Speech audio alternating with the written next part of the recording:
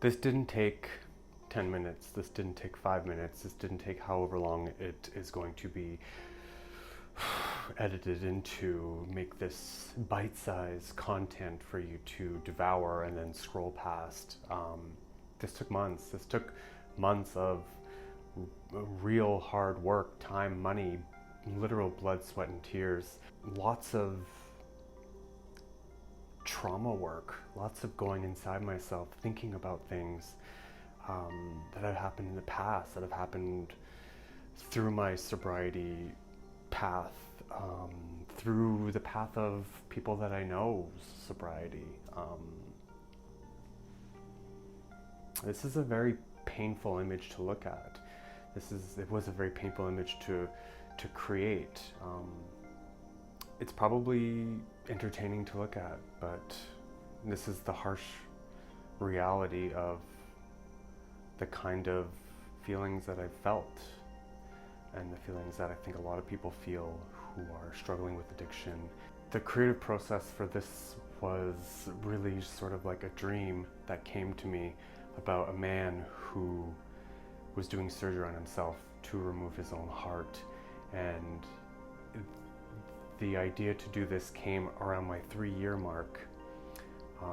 During this sort of peak, while I was sort of helping a close friend deal with their addictions and addiction problems. This is coming off the year after losing a family member to an overdose. It sort of capped a lot of feelings that I had within myself, and feelings that I know a lot of people who struggle with addiction feel. This sort of self-surgery we have to do to remove parts of ourselves that we know are damaged and bad and painful. And the only way to live a somewhat normal life is to exercise these demons within ourselves, and it's a very painful experience and process, and not everyone understands it, and not everyone has patience to deal with people who are going through it. So I wanted to capture that pain, that real visceral trauma that we have to endure to get to a higher self, a better self, through our addictions. And it's not a linear path, it is a confusing maze of ups and downs and lefts and rights, and in the end, are you even any better? That's sort of the realization you get to when you get that much distance from your addiction, is you still see yourself a certain way. Even though everyone around you congratulates you, you still carry so much trauma, and you have to cut it out of yourself to get to a better part of you. I need to turn my air conditioning back on, it's so hot. I made this piece for me, first and foremost.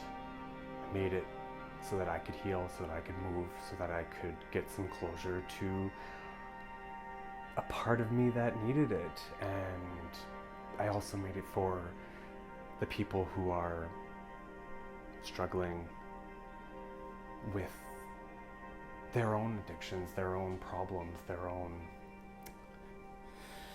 demons, their own... My family, I made it for my friends, I made it for people who don't know me, to see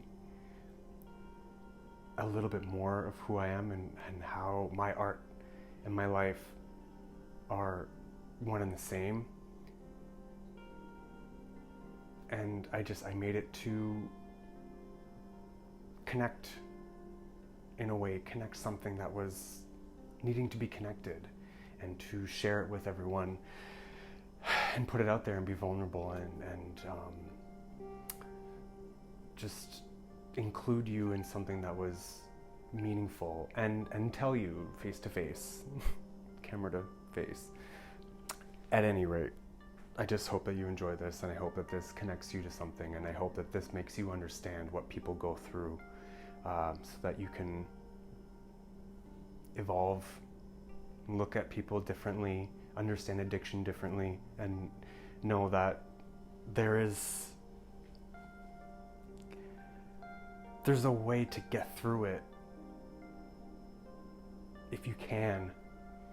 Pick up a fucking pen, draw, doodle, make music, write something, read something, dance.